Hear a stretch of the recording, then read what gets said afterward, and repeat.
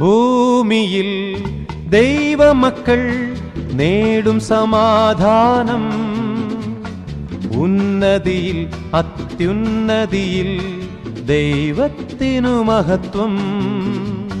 ഭൂമിയിൽ ദൈവമക്കൾ നേടും സമാധാനം, ഉന്നതിയിൽ അത്യുന്നതിയിൽ ദൈവത്തിനു മഹത്വം.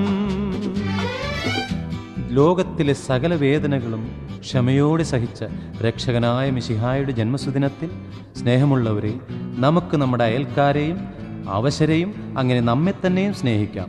സ്നേഹമാണ് ദൈവം. ഒരു മണ്ണിലെ ഇടയന്മാരെ, പാടുവിണ്ണിലെ മാലാഖകളെ, പാലും കമ്പിളിയും കിന്നരവും താളവുമായി പുൽക്കുടിലിൽ കൽത്തൊട്ടിയിൽ മറിയത്തിൻ പൊന്മകന